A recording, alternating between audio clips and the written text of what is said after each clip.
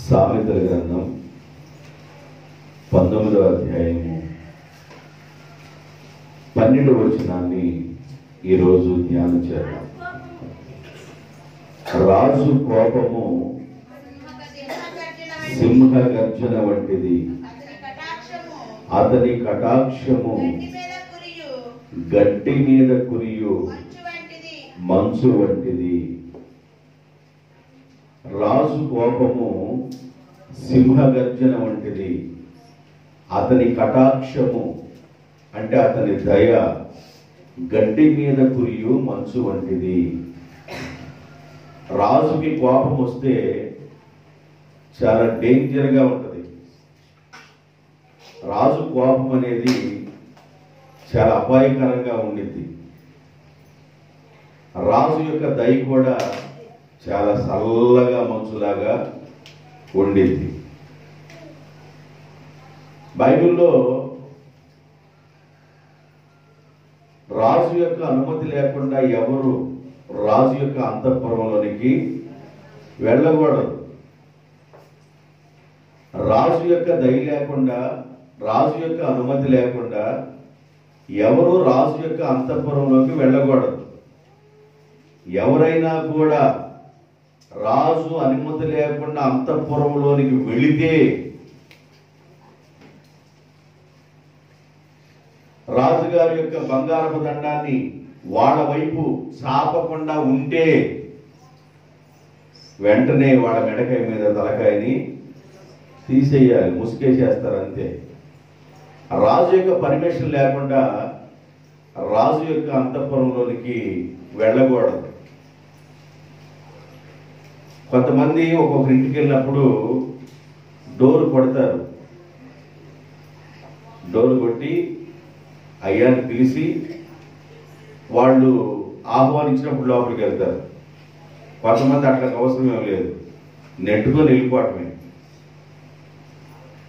అవతలాడు లోపల అన్నం తింటున్నారో మరి వాళ్ళు ఎలాగున్నారో తెలియదు, అనవసరం. డోర్ ఏం కొట్టరు, తీసుకోవటం, వెళ్ళిపోవటం. అంటే ఇది అగౌరవానికి సాదృశ్యం అన్నమాట. రాజు యొక్క అనుమతి లేకుండా, రాజు యొక్క ఆజ్ఞలు లేకుండా ఎవరు అంతఃపురంలోనికి వెళితే వాళ్ళు మెడకాయ మీద తలకాయ తీసేయబడుతుంది. కానీ ఆ రోజుల్లో ఎస్తేరు రాణిగా ఉన్న రోజుల్లో యూదులకు నాశనం సంభవించబోతుంది హామాను యొక్క కుట్ర ద్వారా. ఆ నాశనం అనే విషయాన్ని ఎస్తేరుకి మొర్దెకై తెలియజేసినప్పుడు ఎస్తేరు 3 రోజులు ఉపవాసం ఉండి ప్రార్థన చేయడం ప్రారంభించింది. ప్రియులారా, గమనించండి, ఏదైనా పరిస్థితులు అనానుకూలంగా ఉన్నప్పుడు ఒక పూట అన్నం మానటం గొప్ప విషయం కాదు, కానీ అన్నం మాని నువ్వు ప్రార్థనలో ఉండటం గొప్ప విషయం. చాలా మంది ఉపవాసం ఉన్నానండి, అన్నం మానేశానండి అని అంటారు. అన్నం మానటం గొప్ప విషయం కాదు, కానీ అన్నము మాని నీవు ప్రార్థనలో ఉండటం గొప్ప విషయం. అన్నం మాని మంచం మీద పడుకుంటే ఉంది. నువ్వు అన్నం మానేవు, మంచం మీద పడుకున్నావు. అన్నం మానేవు, టీవీ ముందు కూర్చున్నావు. అన్నం మానేవు, నీ పనులు చేసుకుంటున్నావు. దానివల్ల ఉపయోగం ఏమీ లేదు. అన్నము మానటం ఒక ఎత్తు అయితే, రెండో ఎత్తు ఏంటంటే ప్రార్థనలో గడపడం అనేది అది మెయిన్ రీజన్ అన్నమాట. ఎస్తేరు 3 రోజులు అన్నపానాలు మాని యూదుల యొక్క రక్షణ కోసం ఆమె ఉపవాసం ఉండి ప్రార్థన చేసి 3 రోజుల తర్వాత ఆమె ప్రార్థన నుండి లేచి రాజు గారి యొక్క అనుమతి లేకుండా అంతఃపురంలోనికి వెళ్ళింది. రాజు యొక్క అంతఃపురంలోనికి. అంతకు ముందే రాజుగారు ఒక ఆమెను వదిలేసి ఈమెను పెళ్లి చేసుకున్నాడు. ఎవరిని వదిలేసి? వస్తీ అనే ఆమెను వదిలేసి అయ్యగారు ఎస్తేరును వివాహం చేసుకున్నాడు. ఎస్తేరును వివాహం చేసుకోవడానికి అనేక మంది కన్యకల్ని ఆయన చూస్తా ఉంటే ఆయన కన్ను ఎస్తేరు మీదకి వెళ్ళింది. ఎస్తేరు దయ పొందింది కనుక వివాహం చేసుకున్నాడు. అయితే ఎస్తేరు దగ్గరికి అప్పటికే వెళ్ళి కొన్ని రోజులైపోయింది, దాదాపు 1 నెల గడిచి ఉండొచ్చు. అయితే రాజు యొక్క అనుమతి లేకుండా అంతఃపురంలోకి వెళ్ళకూడదన్న సత్యము, ఈ సంగతి ఎస్తేరుకు తెలుసు. అయినా కూడా ఒకవేళ కానీ ఎస్తేరు తెగించి కానీ వెళ్ళకపోతే హామాను చేసిన కుట్రాన్ని బట్టి యూదులకు మరణ శిక్ష అనేది వారికి వస్తుంది, నాశనం అయిపోతారు. కాబట్టి ఇప్పుడు వెళ్ళాలి. ఆమె ప్రార్థన చేసుకుంది, 3 రోజులు గడిచింది. ఆమె ప్రార్థన నుంచి లేచింది, ఆమె అంతఃపురంలోనికి ప్రవేశిస్తా ఉంది. అందరూ ఆశ్చర్యపోయి చూస్తా ఉన్నారు, అందరూ ఆశ్చర్యంగా చూస్తున్నారు. ఎస్తేరు రావటం, రాజు యొక్క అనుమతి లేకుండా, రాజు యొక్క ఆజ్ఞ జారీ చేయకుండా ఎస్తేరు రావటం అందరూ ఆశ్చర్యంగా చూస్తున్నారు. రాజు వెంటనే ఎస్తేరును చూడంగా మరలా రాజుకి వచ్చేసింది, దయ వచ్చేసింది. ఆయన వెంటనే తన దగ్గర ఉన్న బంగారపు దండమును ఎస్తేరు వైపు చూడగా ఎస్తేరు ఆ రోజు ప్రాణభిక్ష పెట్టబడింది. దేవునికి స్తోత్రం. రాజు యొక్క కోపము సింహగర్జన వంటిది, రాజు యొక్క దయ అంటే కటాక్షము గడ్డి మీద పడు మంచు వంటిది. మంచు వంటిది, చాలా కూల్ గా ఉంటది రాజు యొక్క దయ. రాజు యొక్క దయ మన మీదకి వస్తే ఆశీర్వాదం వస్తుంది. రాజు యొక్క దయ మన మీదకి వస్తే ఆశీర్వాదం వచ్చింది. మంచు ఎక్కడైతే ఉండిద్దో అక్కడ ఆశీర్వాదం ఉండిద్ది. మంచు ఎవరి నెత్తి మీద అయితే ఉండిద్దో వారికి ఆశీర్వాదం ఉండిద్ది. మంచు ఏ కుటుంబం మీద ఉండిద్దో వారికి ఆశీర్వాదం ఉండిద్ది. మంచు ఏ పొలం మీద ఉండిద్దో వారికి ఆశీర్వాదం ఉండిద్ది. కొన్ని మాటలు చెబుతాను, వాక్యంలో నుండి చెప్తాను, జాగ్రత్తగా వాక్యాన్ని వినండి. అయితే ఈ చదవబడిన వాక్యంలో కొన్ని మాటలు మీకు చెప్పాలనుకున్నాను. రాజు యొక్క కటాక్షము గడ్డి మీద పడు మంచు వంటిది. ఆయన కటాక్షము ఉంటే అది ఎలా ఉండిద్ది అంటే మంచులాగా ఉండిద్ది అని అంటున్నాడు. ఒకసారి కటాక్షము అనగా దయ అని అర్థం. ఆ దయ అనేది వచ్చినప్పుడు, కటాక్షం వచ్చినప్పుడు వచ్చే ఆశీర్వాదాలు ఎలా ఉంటాయి చెప్తాను. దాని గురించి చెప్పిన తర్వాత కొన్ని మాటలు నేను ముందుకు చెప్తాను. ఆదికాండం 30వ అధ్యాయము 27వ వచనం. ఆదికాండం 30వ అధ్యాయము 27వ వచనం. అందుకు లాబాను యాకోబుతో, నీ కటాక్షము నా మీద ఉన్న ఎడల నా మాట వినుము, నిన్ను బట్టి యెహోవా నన్ను ఆశీర్వదించెను. నేను శకునాల దగ్గరికి వెళ్ళాను చూసి తెలుసుకోవడానికి. ఏదో ఇంతకు ముందు నా గొర్రెల్లో ఒక్కొక్కటి ఇసుకుపోయేది, కొన్ని ఏమైనా పిల్లలు పెట్టకుండా ఉండేవి, కొన్ని పిల్లలు పెడితే చచ్చిపోతా ఉండేవి, దొడ్డి పెరిగేది కాదు, మంద పెరిగేది కాదు, ఆశీర్వాదం వచ్చేది కాదు. నీ వచ్చిన వేళ విశేషం ఎలాంటిదో గాని నువ్వు వచ్చిన దగ్గర నుంచి నా గొర్రెల మందలు పెరిగిపోతున్నాయి, ఈసుకుపోయేది లేదు, అన్ని పిల్లలు పెడతా ఉన్నాయి, అంతా బాగుంది. అసలు ఏంటి ఈ విషయాన్ని తెలుసుకుందామని శకునం చూసేవాడి దగ్గరికి వెళితే, మీ ఇంటికి వచ్చిన వాడి యొక్క ఆశీర్వాదం అయ్యా అని చెప్పాడంట. వాడు శకునాలు చూసేవాడు. శకునం చూసేవాడు ఏం చెప్పాడంటే, మీ ఇంటికి ఒక అతను వచ్చాడు, ఆయన కటాక్షము ద్వారా నీ ఇంటికి ఆశీర్వాదం వచ్చింది. ఈ రోజు నువ్వు దీవించబడ్డావంటే, ఈ రోజు నువ్వు ఆశీర్వదించబడ్డావంటే యాకోబు అనే మీ ఇంటిలో ఒక అతను ఉన్నాడే, ఆయన బట్టే నీకు ఆ కటాక్షము వలన ఏం జరిగిందంటే లేత గడ్డి మీద పడిన మంచు అన్నాడు. కటాక్షం అనేది దయ.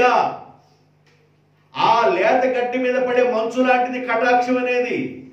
ఈ మంచు అనేది ఏం చేసిందంటే, ఈ కటాక్షం అనేది ఏం చేసిందంటే ఆశీర్వాదం తీసుకొచ్చింది. లాబానింటికి ఆశీర్వాదం రావడానికి కారణం యాకోబు అడుగు పెట్టిన వేళ విశేషం. యాకోబును బట్టి లాబానికి ఆశీర్వాదం రావడానికి కారణం ఏంటంటే యాకోబుతో దేవుడు ప్రయాణం చేశాడు. యాకోబు వాళ్ళ అమ్మగారి దగ్గర నుండి బయలుదేరి వెళుతున్నప్పుడు మార్గ మధ్యంలో లూజు అనే ప్రాంతంలో ఒక రాయిని తీసుకొని తలగడగా చేసుకొని ఆయన నిద్రపోతా ఉన్నాడు. నిద్రలోకి వెళ్ళిన తర్వాత ఆయన తల దగ్గర నుండి ఒక నిచ్చెన ఆకాశం మీదకి వేయబడినట్లుగా ఆయన కల చూస్తా ఉన్నాడు. ఆ నిచ్చెన మీద నుంచి తెల్లని వస్త్రాలు ధరించుకున్న దేవదూతల కిందకి దిగుతా ఉన్నారు ఆయన తల దగ్గరికి. ఆయన తల దగ్గర నుండి కొంతమంది దేవదూతలు పైకి ఎక్కుతున్నట్లుగా చూస్తున్నారు. నిశ్చయముగా ఇది దేవుడు ఉన్న స్థలం అని లేచి ప్రార్థన చేసుకున్నాడు. ప్రార్థన చేసుకుని, ప్రభువా, మా మామగారి ఇంటికి ఎంతమంది నేను వెళ్ళాలా, వాళ్ళ అమ్మగారి దగ్గర నుండి వాళ్ళ మేనమామ ఉన్న ప్లేసు 400 మైళ్ళ దూరం. 400 మైళ్ళ దూరం, అంటే దాదాపుగా హైదరాబాద్ అంత దూరం. అంత దూరం ఆయన జర్నీ చేస్తున్నాడు, ప్రయాణం చేస్తున్నాడు. ఎన్ని రోజులు ప్రయాణం చేశాడో తెలియదు, కానీ ఆయన కాలినడకతో ప్రయాణమై వెళ్ళిపోతా ఉన్నాడు. ఈ ప్రయాణంలో ఆయనకు ఆహారం ఎక్కడ దొరికిందో తెలియదు, దాని గురించి ప్రస్తావించలేదు. కానీ బైబిల్ ఆయన ప్రయాణమై దాదాపుగా 400 మైళ్ళ దూరం ప్రయాణం చేసి వాళ్ళ మామగారింటికి వెళ్లే ముందుగా ఇక్కడ దేవుని యొక్క ప్రత్యక్షత పొందాడు. దేవునితో ఒడంబడిక చేసుకున్నాడు. దేవా, మా మామగారింటికి వెళుతున్నాను, నేను క్షేమంగా తిరిగి వస్తే దేవా నువ్వు నన్ను ఆశీర్వదించే దానిలో నుండి 10వ వంతు నిశ్చయముగా చెల్లిస్తాను. ఇక్కడ నేను నీ నామమున ఒక బలిపీఠం కడతాను ప్రభు అని మొక్కుకొని ప్రార్థన చేసుకొని వెళ్ళిపోయాడు. మొక్కుకున్నాడు కనుక దేవుడు ఏమన్నాడంటే ఆమేన్ అన్నాడు. దేవునికి స్తోత్రం. ఇప్పుడు యాకోబుతో దేవుడు ప్రయాణమై లాబానింటికి వెళ్ళాడు. దేవుడు కూడా యాకోబుతో వెళ్ళాడు. కనుక యాకోబు అడుగు పెట్టిన లాబాను యొక్క ఇల్లు, తన ఆస్తి, తన మంద దీవించబడింది. దేవుని కటాక్షము యాకోబుని బట్టి లాబాను మీదకి వచ్చింది. రాజు యొక్క కటాక్షము గడ్డి మీద పడే మంచు వంటిది. ఒక రాజు యొక్క కటాక్షము గడ్డి మీద పడే మంచు వంటిది. పరలోకపు రాజు యాకోబుతో అడుగు పెట్టాడు కనుక ఆ లాబాను ఇంట్లోకి ఏమొచ్చేసింది? ఆశీర్వాదం వచ్చేసింది. ఈ విషయం శకునాలు చూసేవాడు చెప్పాడంట లాబానికి. ఒరే నాయనా, మీ ఇంటిలోకి దీవెన రావడానికి కారణం మీ ఇంటికి ఒక అబ్బాయి వచ్చాడే, ఆ అబ్బాయిని బట్టి ఆశీర్వాదం వస్తుంది నీకు అని చెప్పాడు. కారణం ఏంటంటే యాకోబు అడుగుపెట్టిన ప్రాంతాన్ని దేవుడు దీవించటం ప్రారంభించాడు. వాళ్ళ మామతో యాకోబు ఒక మాట మాట్లాడతాడు 30వ అధ్యాయంలో 30వ వచనంలో. 30వ అధ్యాయము 30వ వచనంలో కింద, మామగారు, నేను రాకమునుపు నీకు ఉండినది కొంచెమే, నీకు ఉండినది పావలా వంతే, అయితే నేను అడుగు పెట్టిన తర్వాత అది బహుగా అభివృద్ధి పొందెను. నేను పాదము పెట్టిన చోటునెల్లా యెహోవా నిన్ను ఆశీర్వదించెను. యాకోబు పాదం పెడితే ఆశీర్వాదం రావడం ఏంటి? యాకోబు అడుగు పెడితే ఆశీర్వాదం రావడం ఏంటంటే యాకోబుతో దేవుడు ఉన్నాడు. యాకోబుతో దేవుడు ప్రయాణం చేశాడు. యాకోబుతో దేవుడు అన్నాడు, నిశ్చయముగా నిన్ను ఆశీర్వదిస్తాను. ఈ ఆశీర్వాదం మీ తాతకి ఇచ్చాను. నేను అబ్రహాముతో ఈ వాగ్దానం చేశాను. ఈ వాగ్దానం నెరవేర్చబడాలంటే అబ్రహాములో నుండి ఇస్సాకు, ఇస్సాకులో నుండి వచ్చిన నిన్ను, ఏశావుని ఎన్నుకోవాలా, యాకోబుగా ఉన్న నిన్ను ఎన్నుకున్నాడు కనుక నీ ద్వారా ఆశీర్వాదాలు ప్రారంభమవుతాయని చెప్పాడు. నువ్వు అడుగు పెట్టిన ప్రాంతంలో నిన్ను దీవిస్తాను. అందుకని యాకోబు అంటాడు, మామగారు, నేను రాకమునుపు నీకున్నది కొంచెమే, నేను పాదము పెట్టిన చోటనెల్లా యెహోవా నిన్ను ఆశీర్వదించెను అనే మాటకు అర్థం ఏంటంటే నా దేవుడు నీ మీద కటాక్షము చూపెను. కటాక్షం అనగా దయ చూపెను. యాకోబు ఆశీర్వదించబడ్డాడు. 20 సంవత్సరాలు అక్కడ ఉన్నాడు మామగారి దగ్గర, ఆశీర్వదించబడ్డాడు. యాకోబు బహుగా దీవించబడ్డాడు. వాళ్ళ మామగారు చూపు మారిపోయింది. యాకోబుకి వెళ్ళి వాళ్ళ మామ చూస్తున్నప్పుడు, లాబాను చూస్తున్నప్పుడు నా ఆస్తి అంతా కాజేశాడు అన్నట్టుగా చూస్తున్నాడు అల్లుడి వైపు. యాకోబు యొక్క బావమర్తులు కూడా మా నాన్నగారు ఆస్తి అంతా దోసేసుకున్నాడు మా బావగారు అన్నట్లుగా యాకోబుకి వెళ్ళి చూస్తున్నారు. యాకోబు వాడు భార్యతో చెప్తున్నాడు, ఇదిగో మీ అన్నదమ్ముల యొక్క మనసు ఎట్లా ఉందంటే వాళ్ళ చూపు నిన్న మొన్న చూసినట్లుగా లేదు, ఈ రోజు ఏదో ప్రత్యేక వెరైటీగా చూస్తున్నారు. వాళ్ళ ఆస్తి అంతా నేను కాజేసినట్లుగా, వాళ్ళ సొమ్మంతా నేను కాజేసినట్లుగా, వాళ్ళ పొలమంతా నేను రాపించుకున్నట్లుగా, వాళ్ళ గొర్రెల మొత్తానికి ఇన్సూరెన్స్ నేనే చేయించి ఆయన చచ్చిపోతే నాకే డబ్బులు వచ్చేటట్లుగా అట్లా చూస్తున్నారు. మీ అన్నలు ఉన్నారే అలా నా వైపు చూస్తున్నారు. ఏమి అనలేక వాళ్ళ చూపులో వాళ్ళ ఆలోచనలు వ్యక్తం చేస్తున్నారు. కొంతమంది చూపుతో చంపేస్తారు, కొంతమంది చూపుతో చంపేస్తారు. ఏమనాల్సిన అవసరం లేదు, చూస్తే చాలు. చూస్తే చాలండి. ఒక్కో భార్య భర్తకి చూసినప్పుడు చూస్తే చాలు, చెప్పాల్సిన అవసరం లేదు, ఇక వద్దని ఆగిపోతాడు. ఒక్కో భర్త భార్యకి చూసినప్పుడు చాలు, అవి చేసే పనులు బట్టి ఆహా ఇది తప్పనుకొని అక్కడే ఆగిపోద్ది, చూపులతో చంపేస్తారు. అలా చూపులతో చంపేస్తున్నారు. ఏమి చేయాలి అర్థం కావటంలా. దీవించబడ్డారు, సరే వెళ్ళిపోదాం ఎక్కడి నుంచి, నా దేవుడు రాత్రి వేళ ప్రత్యక్షమై నీ తండ్రి ఇంటికి వెళ్ళమని చెప్పాడు కాబట్టి మనం వెళ్ళిపోదామని వాడు మాట్లాడుకొని వెళ్ళిపోయి దాదాపు వాళ్ళ ఉన్న ప్రదేశం దగ్గరికి వెళుతూ ఉన్నప్పుడు వాళ్ళ అన్న యాకోబు యొక్క అన్న ఏశావు ఎదురుపడ్డాడు. ఏశావు ఎదురుపడితే ఏశావు అంటే చాలా భయంగా ఉంది. యాకోబు 20 సంవత్సరాల వాళ్ళ మామ దగ్గర ఉండడానికి కారణం ఏశావే. ఏంది ఏశావు కారణం అంటే వాళ్ళ నాన్నకి మాంసం కూర పెట్టి ఆశీర్వాదం పొందాడు యాకోబు. ఏశావుకి చిక్కుడుగాయ కూర పెట్టి ఆశీర్వాదం పొందాడు. యాక్చువల్ గా ఇస్సాకు ఏశావుని దీవించాలనుకున్నాడు. ఆ దీవెన మారు వేషంలో వెళ్ళిపోయి యాకోబు కాజేశాడు. పేపర్లో ఏలు ముద్ర వేయించుకున్నట్లుగా కొంతమంది ఏళ్ళు నరికేసి ఏలు ముద్ర వేయించుకుంటారు. చచ్చిపోయిన తర్వాత బతిపట్టగానే కొంతమంది మొత్తమంది ఏలు ముద్ర వేయించుకుంటారు. ఓ పేడా వదిలిపో అన్నట్టుగా. అలాగ నా ఆశీర్వాదం అంతా కాజేశాడు.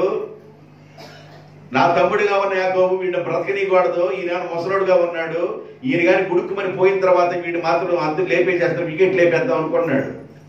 అందువల్ల 20 సంవత్సరాలు ఉన్నాడు అక్కడ. ఈ 20 సంవత్సరాల తర్వాత బహుగా దీవించబడి ఆయన బయలుదేరి వచ్చినప్పుడు మార్గ మధ్యలో ఎన్నోసార్లు సాష్టాంగపడి దేవుని దగ్గర ప్రార్థన చేశాడు. ప్రభువా నా అన్న హృదయాన్ని మార్చయ్యా, నా అన్న మైండ్ సెట్ మార్చయ్యా, తన హృదయంలో ఉన్న కోపాన్ని ద్వేషాన్ని తొలగించయ్యని ఎన్నోసార్లు సాష్టాంగ నమస్కారం పడి దేవుని దగ్గర ప్రార్థన చేసుకుంటా వచ్చాడు.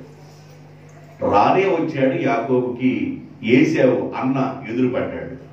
ఎదురుపడితే ఏం జరిగింది? 33వ అధ్యాయం 10వ వచనం. 33వ అధ్యాయం 10వ వచనం. అప్పుడు యాకోబు ఆ విధంగా కాదు, నీ కటాక్షము నా మీద ఉన్న ఎడల చిత్తగించి నా చేత ఈ కానుకను పుచ్చుకొనుము. దేవుని ముఖము చూసినట్లు. ఎంత పొగుడుతున్నాడు చూడండి అలాన్ని. అన్నా దేవుడు ముఖం చూసినట్లుగా నీ ముఖం చూసినట్లుగా ఉందన్నా. నీ కటాక్షము నా మీదకి వచ్చింది కదా. నేను నీ యొద్దకు తెచ్చిన కానుకను చిత్తగించి పుచ్చుకొనుము. దేవుడు నన్ను కనికరించెను మరియు నాకు కావలసినంత ఉన్నదని చెప్పాను. వినండి, ఏం తీసుకొచ్చాడు కానుక? కింద చదవండి. ఏం కానుకలు తీసుకొచ్చాడు ఆయన యాకోబు వాళ్ళ అన్న కోసం? ఎన్నో వచనం? 32:13. ఏం కానుకలు తీసుకొచ్చాడో చూడండి. అతడు అక్కడ ఆ రాత్రి గడిపి తాను సంపాదించిన దానిలో తన అన్న అయిన ఏశావు కొరకు ఒక కానుకను ఎంత సింపుల్ చెబుతున్నా చూడండి. ఒక కానుకను అనగా 800 మేకలంట. ఒక కానుకను గంట కొట్టి చెప్పాలి మనం. ఫలానామే నేనే పేరు ఎత్తే వచ్చిందా నీ పేరు అట్లా, నోటికి ఏ పేరు పడితే ఆ పేరు వచ్చేసిందిగా, అందుకని పేరు అట్లా. ఫలానాయన గుళ్ళ గంట కొట్టి ఓ ఎంత చెక్కిచ్చాడని చెప్పాలి, లేకపోతే ఉంటది తెల్లారి. పాస్టర్ గారికి ఏ పత్రిక ఇస్తారు? రాజీనామా. అయ్యా నువ్వు రాజీనామా లెటర్ రాయిన ఆయన, నువ్వు మా మధ్య పనికిరావు అయ్యా. కొంతమందిని పొగడాలా, బోర ఉబ్బినట్లుగా ఉబ్బి టపమని పగిలి దాకా పొగడాలా. యాకోబు వాళ్ళ అన్న కోసం ఒక కానుకను ₹1,00,000 కానుకిస్తే వాళ్ళ గురించి మనం గాని మౌతులో గాని చెప్పకుండా ఉంటే నిద్రపోనిస్తారా? ₹1,00,000 కానుక కానీ చర్చి కోసం ఇచ్చి వాళ్ళ గురించి మౌతులు కానీ మనం చెప్పకపోతే అసలు మనం నిద్రపోతామా? చర్చి మీద ప్లేట్ ఏది, చర్చి మీద పేరేది, ప్లేటులో పేరు దేనిలోనంట ఆ వేసే ప్లేట్లో ఆ పలకలో పేరు వేయాలి. ₹1,00,000 కానుకిస్తే అనేక మంది చర్చిల దగ్గరికి వెళ్ళి చూడండి, పలానాయన ₹1,00,000, పలానాయన 50,000, పలానాయన 25,000, పలానాయన 75,000, పలానాయన చర్చికి ఆ గంట అయినా, పలానాయన దీనికి దిమ్మ అయినా, పలానాయన సిలువు కొట్టింది, ఆయనే సిలువు కొట్టాడు, యేసుప్రభువు సిలువు చేసింది కూడా ఆయనేను అని మనం ఏం చేయాలంటే అన్ని రాయాల. రాయకపోతే వాళ్ళు బతకడానికి వీల్లేదు. ఇక అక్కడ శిలాపలక మీద శాసనం రాయాలా, శాసనం. కానీ నేనేం చేస్తున్నానంటే వాళ్ళ అన్నయ్యని ఏసావు కొరకు ఒక కానుక, మాట్లాడే మాట చూడండి ఎంత సింపుల్ గా ఉందో. ఒక కానుక అనగా 200 మేకలను. ఒక మేక ఎంత అయిందండి? సుమారుగా ఒక మేక ఎంత అయింది? ఇప్పుడున్న రేట్లలో సుమారుగా ఒక మేక ఎంత అయింది? మేక పిల్లలు ఇలా మేకలే, మరి పిల్లల రేట్లు ఇవ్వకండి. తక్కువ వేసుకుందాం, 5,000 వేద్దాం, 10,000 ఎందుకు? 200 మేకలు, 200 5,000 అమ్మా, 200 5,000 ఎంత? ఎంత? 2 5 10 అంటే ఎన్ని లక్షలు? 10 లక్షలు. అంతేగా? అంతేలే. 10 లక్షలు సింపుల్ గా కానుక వాళ్ళ అన్న కోసం ఒక కానుకను ఇచ్చెను అనగా 200 మేకలను అంటే 10 లక్షలను, 20 మేకపోతులు. ఒక్కొక్క పోతు వచ్చేసి 15,000 ఉంటుంది. 10,000 వేసుకోండి. అవి ఒక 2 లక్షలను, 12 లక్షలను, 200 గొర్రెలు. ఒక గొర్రె వచ్చి 5,000 వేసుకో, అవి ఒక 10 లక్షలు. 22 లక్షలను, మళ్ళీ 20 పొట్టేళ్లు, 20 పొట్టేళ్లను, 30 పాడి ఒంటెలను, వాటి పిల్లలను, 40 ఆవులను, 10 ఆంబోతులను, 20 ఆడగాడిదలను, 10 గాడిద పిల్లలను తీసుకొని మందను వేరుగా పంపించి కానుకలు ఇచ్చాను. దేవునికి స్తోత్రం. ₹1,00,000 కానుకిచ్చాడండి. యాకోబు వాళ్ళ అన్న కోసం ₹1,00,000 కానుకిచ్చాడు. ఆ రోజుల్లో ఉన్న రేట్లు ఎలాగున్నాయో ఈ రోజుల్లో ఆ రేట్లు చూసుకుంటే దాదాపుగా ₹1,00,000 కానుకిచ్చాడు ఆయన. కానుకిచ్చి ఆయన అంటాడు 33వ అధ్యాయం 10వ వచనంలో ఒక మాట అంటాడు. 33:10 ఇప్పుడు చదివారు. అప్పుడు యాకోబు ఆ విధంగా కాదు అన్నా, నీ కటాక్షము నా మీద ఉన్న ఎడల చిత్తగించి నా చేత ఈ కానుకలను తీసుకో. దేవుడు ముఖం చూసినట్లుగా ఉందన్నా నిన్ను చూస్తుంటే అన్నాడు. వాళ్ళ అన్నలో ఉన్న పాపం మొత్తాన్ని పోగొడటానికి సింపుల్ గా ఒక కానుక ఇచ్చాడంట. ఇచ్చిన కానుకే ₹1,00,000 ఇచ్చాడు. ఆయన దగ్గరికి ఎంత ఉందో. యాకోబు అంత కానుకను వాళ్ళ అన్న కోసం ఇచ్చాడు.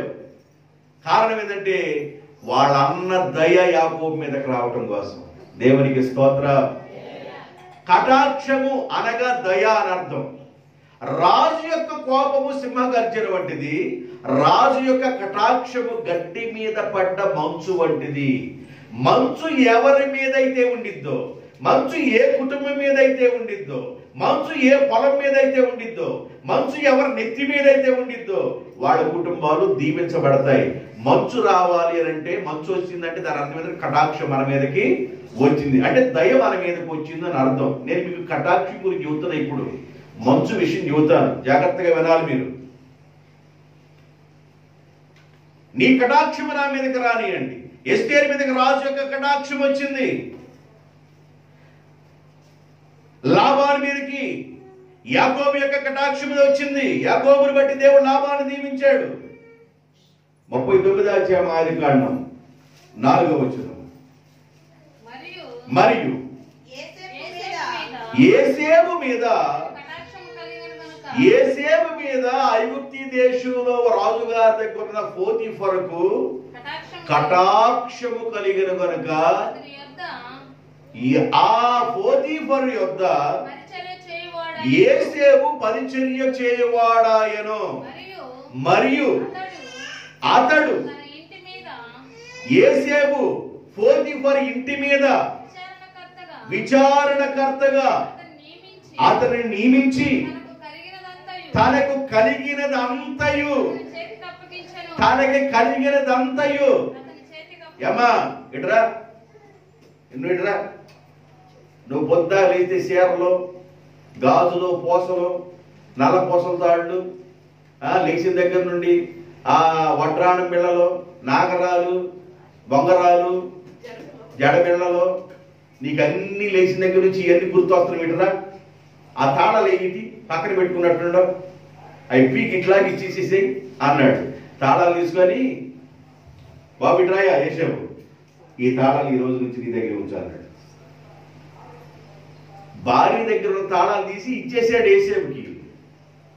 తన ఇంటి మీద విచారణకర్తగా చేశాను. తన కలిగిన యావదాస్తి యేసేపునికి అప్పగించను. యేసేపు మీద పోతీఫరుకి దయ పుట్టింది, కటాక్షం వచ్చింది. కారణం యేసేపు మీద మంచు ఉంది. దేవునికి స్తోత్రం. యాకోబు మీద మంచు ఉంది, ఎస్తేరు మీద మంచు ఉంది. అందుకే వారి మీద కటాక్షం వస్తుంది, వారి మీదకి దయ వస్తుంది.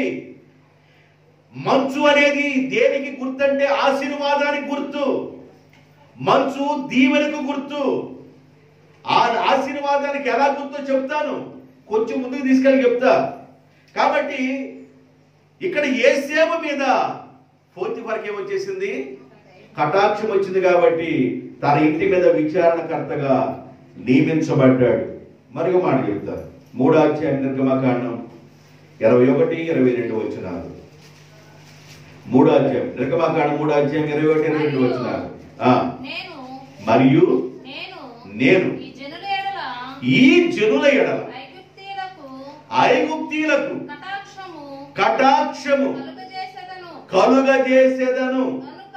ఇశ్రాయేలీయుల ఎడల ఐగుప్తీయులకు కటాక్షము కలుగు చేసేదను. అంటే ఇశ్రాయేలును చూసినప్పుడు దయ పుట్టించేదను. గనుక మీరు వెళ్ళినప్పుడు వట్టి చేతులతో ఐగుప్తిని వదిలి వెళ్ళబాకండి. ప్రతి స్త్రీ ప్రతి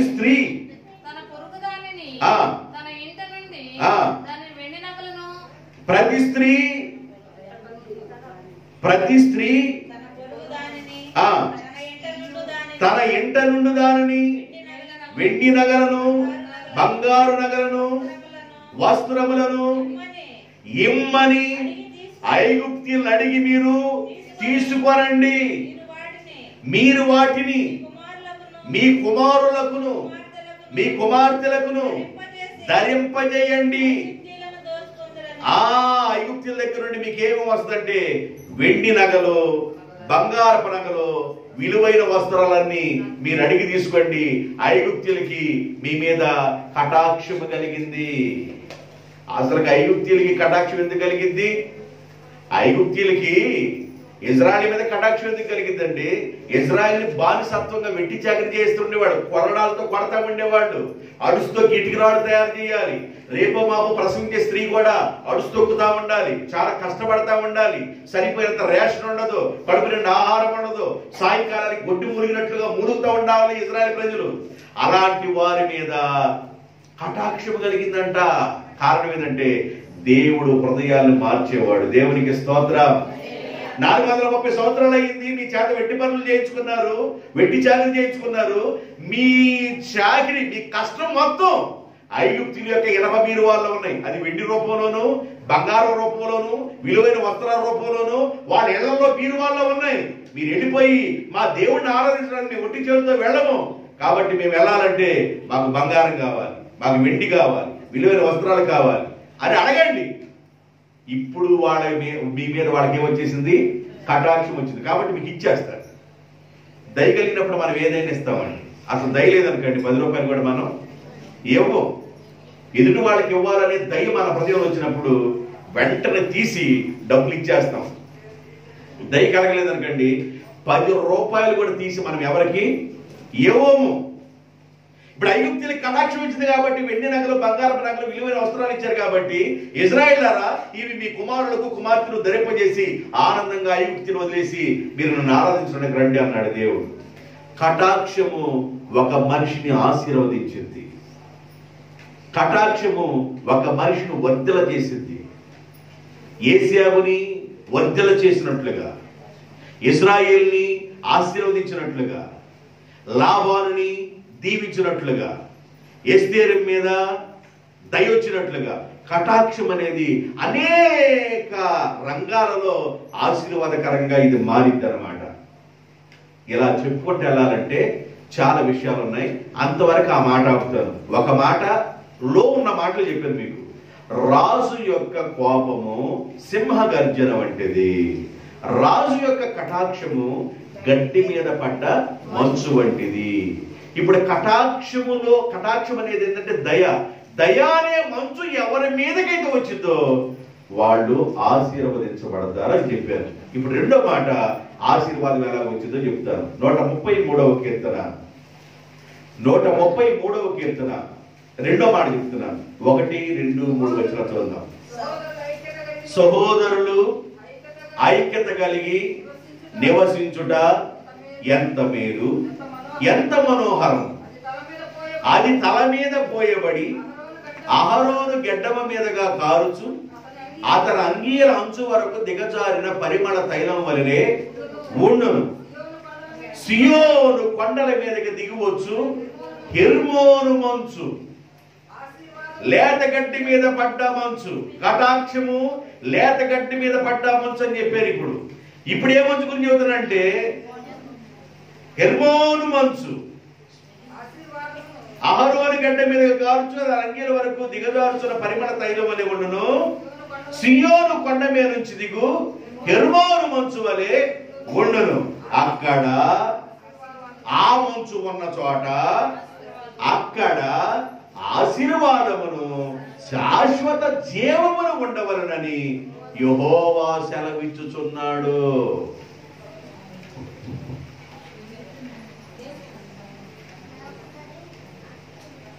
సహోదరుల ఐక్యత కలిగి నివసించుడు ఎంత మేలు.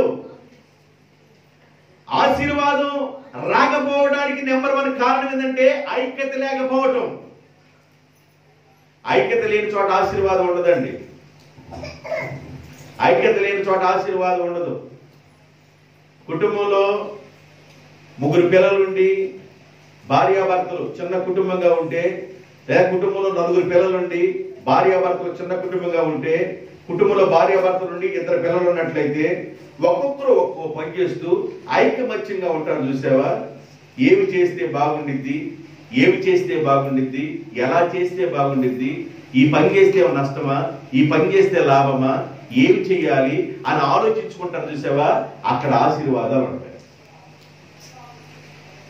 చిన్నోడు ఏం చేస్తాడో పెద్దోడికి తెలియదు, పెద్దోడు ఏం చేస్తాడో చిన్నోడికి తెలియదు, చిన్నోడు చేసేది తల్లికి తెలియదు, పెద్దోడు చేసేది తల్లికి తెలియదు, చిన్నోడు చేసేది తండ్రికి తెలియదు, పెద్దోడు చేసేది తండ్రికి తెలియదు, తండ్రి ఏం చేస్తాడో పిల్లోడికి తెలియదు, తండ్రి ఏం చేస్తాడో పెద్దోడికి తెలియదు, తండ్రి ఏం చేస్తాడో ఆడ తెలియదు, ఆడ భార్యకి తెలియదు. ఈ అసలుకి ఒకరికొకరు పొందడం ఉండదు.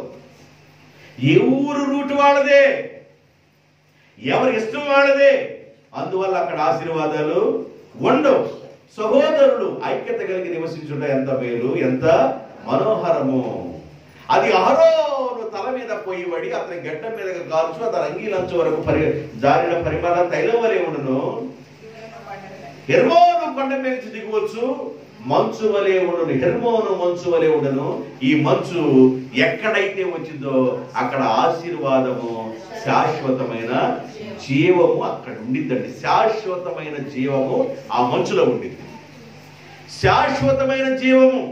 హెస్కేలు అన్నాడు, ఓ హెస్కేలు, ఆ లోయలో నీకేం కనబడుతున్నాయి అంటే, ఆ లోయలో పుర్రెలు కనబడుతున్నాయి, ఆ లోయలో ఎముకలు కనబడుతున్నాయి, ఆ కాళ్ళు, ఆ చేతులు, అలాగున్న ఎముకలు, అస్థి పంజరాలు కనబడుతున్నాయి అన్నాడు.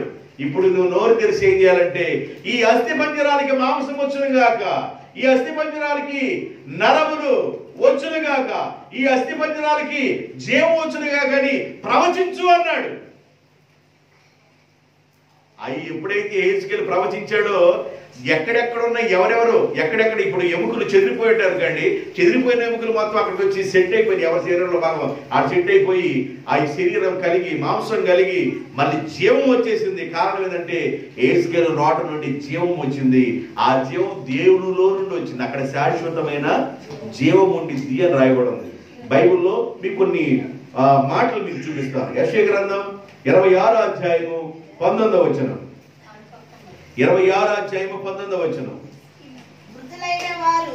మృదులైన నీవారు బ్రతుకుదురు, మృదులైన నీవారు బ్రతుకుదురు, నా వారి శవములు సజీవములగును. మట్టిలో పడి ఉన్న వారులారా మేల్కొని ఉత్సహించుడి. నీ మంచు ప్రకాశమానమైన మంచు. ఈ మంచు భూమి తనలో ఉన్న ప్రేతలను సజీవులుగా చేయు మంచు.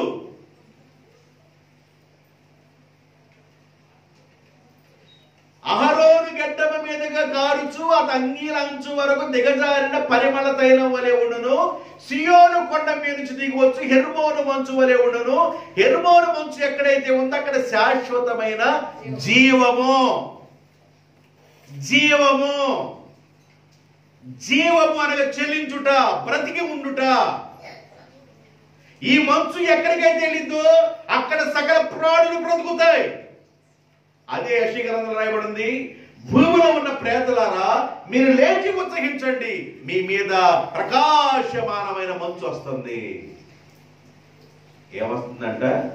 ప్రకాశమానమైన మంచు మీ మీదకి వస్తుంది. అది జీవాన్నిచ్చే మంచు, అది హెర్మోను మంచు, అది శాశ్వతమైన జీవం ఇచ్చే మంచు మీ మీదకి వస్తుంది. మీరు లేచి ఉత్సహించండి అన్నారు. ఇప్పుడు చచ్చిపోయిన వాళ్ళందరూ లేచి ఒకవేళ దేవుడే లేపితే వాళ్ళు ఎలాంటి పాట పాడతారు?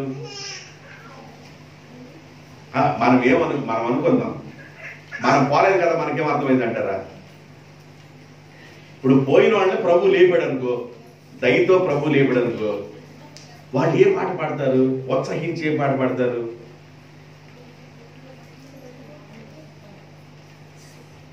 ఏం పాడొచ్చు? ఏదో ఒకటి పాడొచ్చు అని చెప్పండి. ఏదో ఒకటి పాడొచ్చు, ఏదైనా పాడొచ్చు. దానిలో పితరులందరూ జరిగిపోయిన కాలంలో ఉన్న భక్తులు వాళ్ళు ఎస్టిమేషన్ చేసి ఏమని పాట పాడుతున్నారంటే, ఎవరు పాడని గీతమును యేసుతో నేను పాడుటకై. వాళ్ళకి అర్థం కాల, ఎవరికి లేచిన వాళ్ళు కూడా. అందుకని ఎవరు పాడని గీతమును యేసుతో నేను పాడుటకై, హేతువు లేక ప్రేమించి యేసుకు నేనేమివ్వగలను. హల్లెలూయా హల్లెలూయా హల్లెలూయా హల్లెలూయా హల్లెలూయా అని పాడెదను, ఆనందముతో పాడెదను. ఇక ఎవరు పాడేది కాదు, ఆడ పాడబడుతుంది. ప్రేతలారా, భూమిలో మట్టిలో ఉన్న ప్రేతలారా మీరు లేచి ఉత్సాహగానము చేయండి. ప్రకాశమానమైన మంచు, జీవమిచ్చే మంచు, హెర్మోను మంచు మీ మీదకి వస్తుంది కనుక భూమిలో ఉన్న ప్రేతలారా మీరు లేవండి. ఈ మంచు శాశ్వతమైన జీవం ఇచ్చే మంచు, ఆశీర్వాదం ఇచ్చే మంచు. ఈ మంచు భూమిలో ఉన్న ప్రేతలు లేపే మంచు. ఇది ప్రకాశమానమైన మంచు. ఈ మంచే రేపు భూమిలో ఉన్న వాళ్ళని లేపేది. అసలు మంచు అంటే ఏందయ్యా? ఈయన అంత సింపుల్ గా మంచు ప్రతిరోజు ఉదయం చూస్తున్నాం కదా, సింపుల్ గా చెబుతున్నా. మంచు అంటే అంత ఘనంగా చెబుతున్నాం ఏంది? మేము ప్రతిరోజు కాళ్ళకు దున్నుకొట్టి వెళ్ళిపోతున్నాం. చెట్ల మీద పడ్డ ఆకుల మీద ఉన్న మంచు కూడా దున్నుకొట్టి వెళ్ళిపోతున్నాం కదంటే అది ఆశీర్వాదం. నీ పొలం మీద మంచు ఉండటం ఆశీర్వాదం. మంచు దీవెన.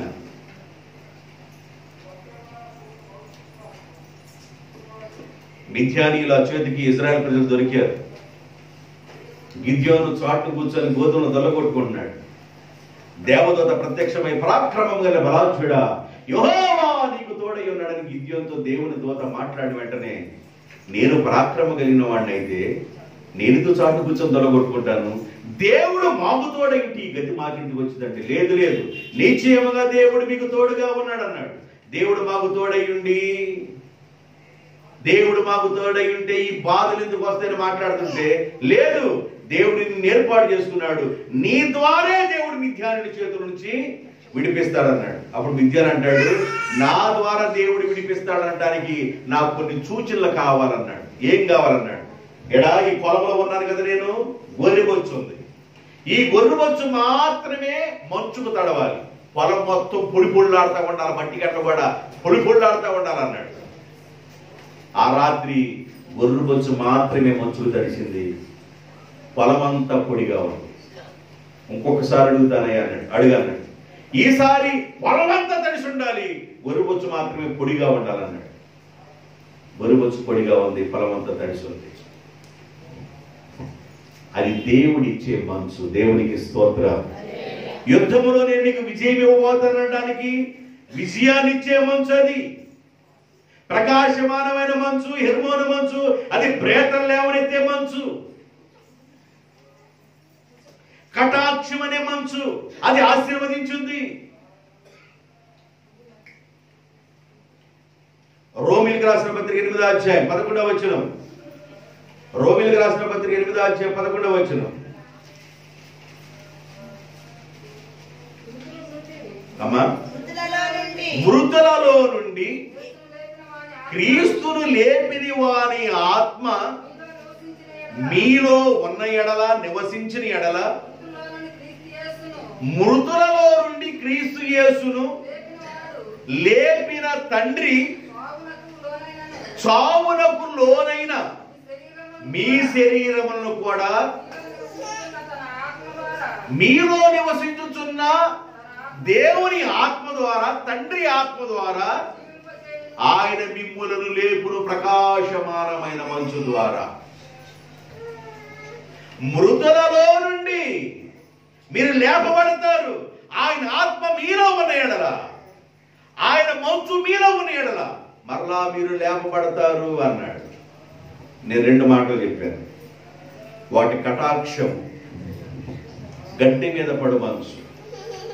2 హెర్మోను మంచు, ప్రకాశమానమైన మంచు. అది ప్రేతలను లేవనెత్తే మంచు. దేవునికి స్తోత్రం. 3వ విషయాన్ని చెప్తాను, జాగ్రత్తగా వినండి, జాగ్రత్తగా వినండి.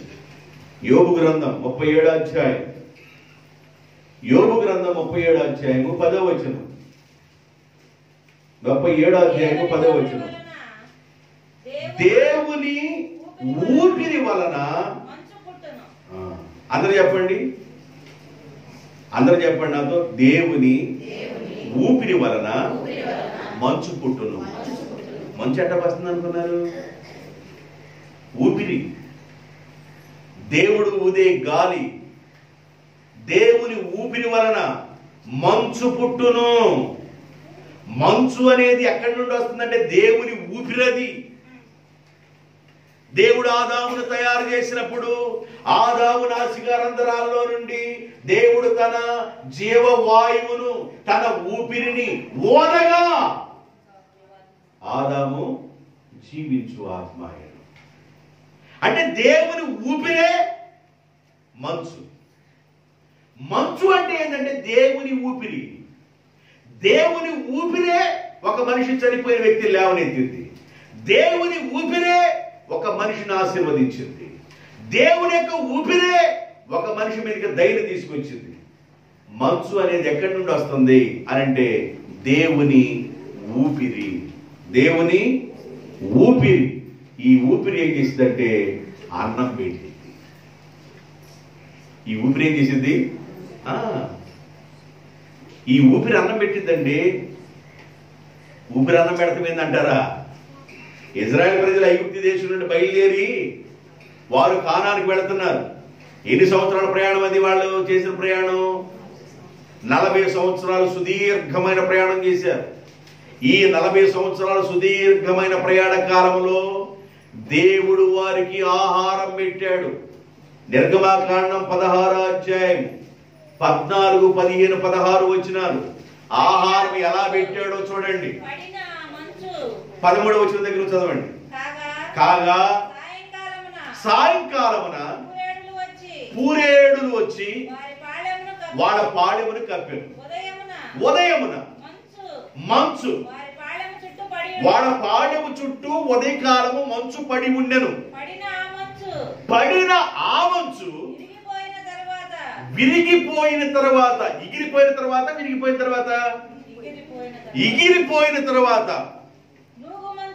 జాగ్రత్త.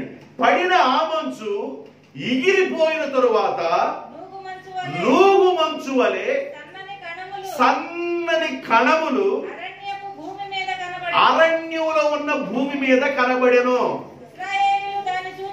ఇశ్రాయేలీయులు ఆ భూమి మీద పడ్డ ఆ మంచు కణాలను చూసినప్పుడు అది ఏమైనది తెలియక ఇది ఏమి అని ఒకరితో ఒకరు చెప్పుకొనుచుండిరి.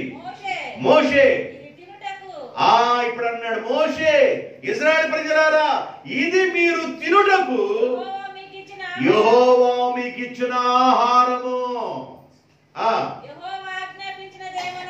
యెహోవా మీకు ఇచ్చిన ఆహారము. ఎన్నవచ్చును? యెహోవా ఆజ్ఞాపించినది ఏమనగా ప్రతివాడును తన వారి యొక్క భోజనమునకు ప్రతివాడు తన కుటుంబములో తలకు ఒక్కొక్క గోమేరు చొప్పున తన కూర్చుకొనవలెను. ఒక్కొక్కడు తన గుడారములో ఎంతైతే తినగలరో అంత కూర్చుకోండి అన్నారు. వినండి, ఇజ్రాయెల్ ప్రజలు ఐగుప్తు దేశం నుంచి బయలుదేరి వెళుతున్నప్పుడు ఆకాశము నుండి మంచు పడ్డారు. మంచు ఎక్కడి నుండి వస్తుంది? దేవుని యొక్క ఊపిరి. దేవుని యొక్క ఊపిరి ద్వారా ఆకాశము నుండి మంచు పడ్డారు. ఈ మంచు పడి పాడవంత మంచు కప్పేసింది. కొద్దిసేపు ఉండి చూసిన తర్వాత ఇజ్రాయెల్ ప్రజలను చూసిన తర్వాత మంచు ఎగిరిపోయింది.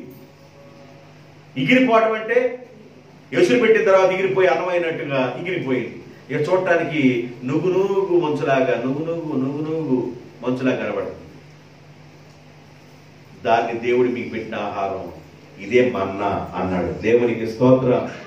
ఆకాశపు మన్నా ఇదే. దేవుడు మీకు దేవదూతలు పెట్టే ఆహారం, దేవదూతలు తినే ఆహారాన్ని మనుషులుగా ఉన్న మీ కొరకు ఇచ్చాడు దేవుడు. ఆయన మంచు రూపంలో ఆహారం ఇచ్చాడు. మంచు రూపంలో ఆశీర్వదిస్తున్నాడు.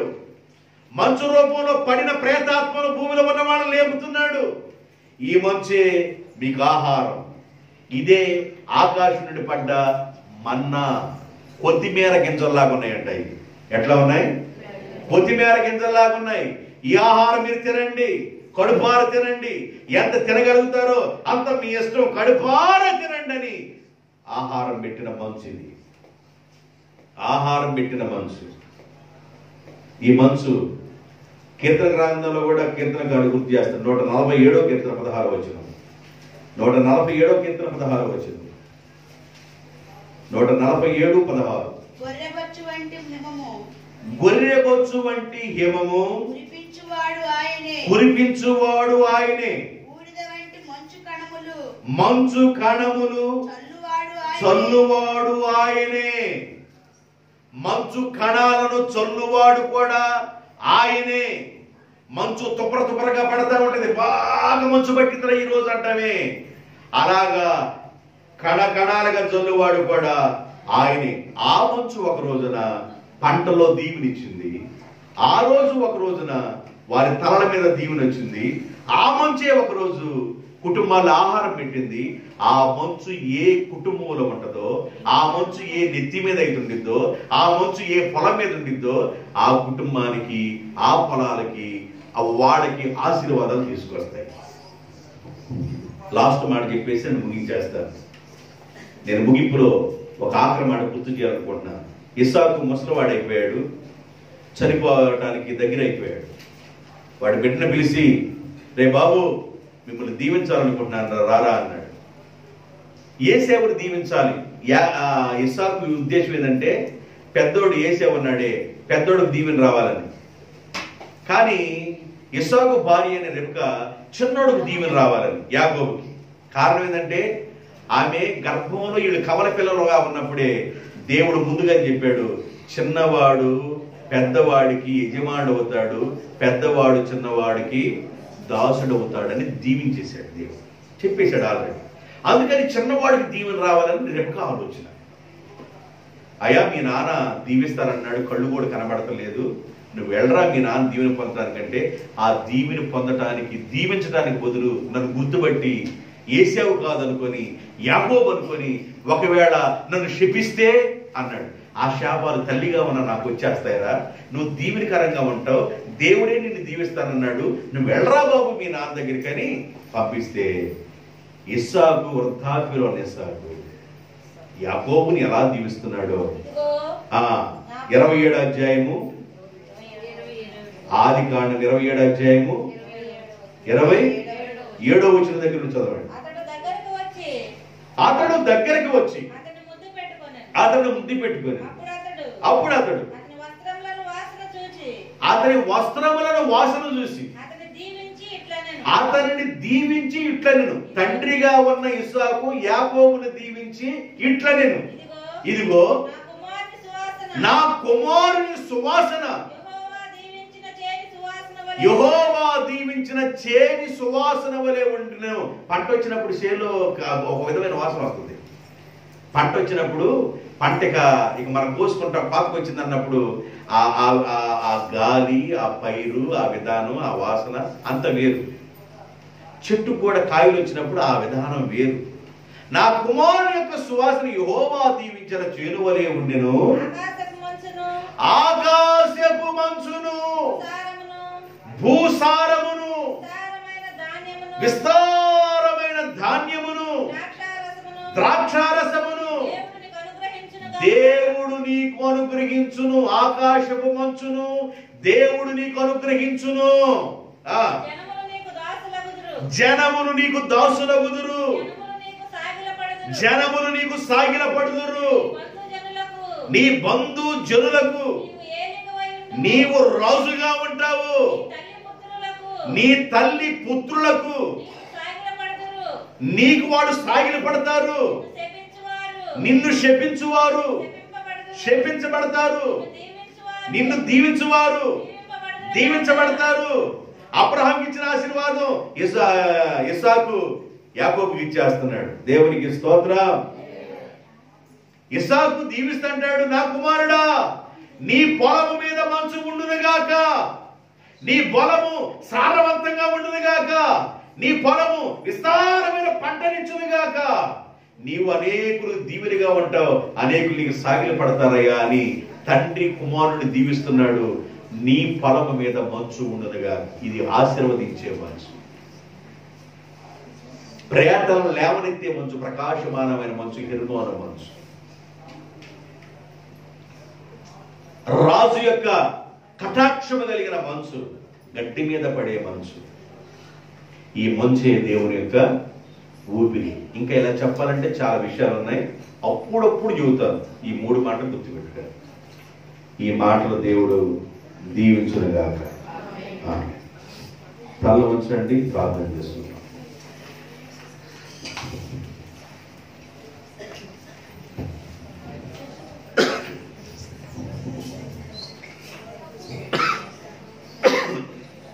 ఒక నిమిషం పాటు అందరం ప్రార్థన చేద్దాం. సర్వశక్తిమంతుడైన తండ్రి, సర్వాధికారి అయిన మా ప్రభువా యేసయ్యా, నీకు స్తోత్రం. నా కుమారుని సువాసన యెహోవా దీవించిన సువాసన వలె ఉంది. నా కుమారుడు పొలము మీద మంచు ఉండునగాక, ధాన్యము ద్రాక్షరసం విస్తారముగా పండునగాక, అనేకులు నీకు సాగిల పడుదురుగాక, నీ తల్లి గర్భమున పుట్టిన వారు కూడా వారికి నీవు ఏలికగా ఉందువుగాక, నిన్ను ఆశీర్వదించువారు ఆశీర్వదించబడుదురు, నిన్ను దూషించువారు క్షమించబడుదురని తండ్రి యాకోబుకు ఇస్తున్న దీవెనలు. హెర్మోను మంచు ప్రకాశమానమైన మంచు, అది ప్రేతలు లేవనెత్తే మంచు. కటాక్షం అనే గడ్డి మీద పడే మంచు, అది దయ కలిగించే మంచు. ఈ మంచే దేవుని యొక్క ఊపిరి. దేవుని ఊపిరి ద్వారా నువ్వు ఆశీర్వదించబడతావు. ఆయన కరుణ కటాక్షముల మీదకి వస్తాయి. ప్రభువా, నా కుటుంబం మీద మీ మంచు రాని నాయన, నా బిడ్డల తల మీదకి మీ మంచు రాని నాయన, నా పొలం మీద మీ మంచు ఉండని ప్రభువా, నా సంతానం మీద మీ మంచు ఉండని నాయన, మా ప్రాంతం మీద మీ మంచు ఉండని ప్రభువా, ఆశీర్వదించు మంచు మా మీదకి రాని తండ్రి. మీకు స్తోత్రాలు. మమ్మల్ని వర్ధల చేయండి, విస్తారమైన దీవెన దయచేయండి. యాకోబు కానుకిస్తూ అంటాడు వాళ్ళ అన్నకి, ఒక కానుకనిస్తున్నానని కోటి రూపాయల దాకా కానుకిచ్చాడు. ఆ కానుక అని అంటాడు ఒక మాటలో, ఒక చిన్న కానుక నీకు ఇస్తున్నాను, దేవుడు చూసినట్లుగా ఉంది అన్నా నేను చూస్తుంటే. నా మీద నీ కటాక్షం వచ్చింది కదా. నిజమే, ఈ మనసు మనల్ని ఆస్వాదించింది, మన బిడ్డలను ఆస్వాదించింది, మన కడుపు నిండా ఆహారం పెట్టేది ఈ మనసే. ఈ మనసు ఆహారం పెట్టింది. ప్రభువా, మీరు మమ్మల్ని దీవించి చేరిన బిడ్డలందరిని ఆస్వాదించమని. వాతావరణం అనానుకూలంగా ఉన్నప్పటికీ కూడా చాలా ఆశతో మీ బిడ్డల పనులు ముగించుకొని మీ సన్నిధికి వచ్చారు. మీ బిడ్డలను, మీ బిడ్డల కుటుంబాలను దీవించమని, వర్ధిల్ల చేయమని యేసయ్య నామములో వేడుకుంటున్నాను తండ్రి.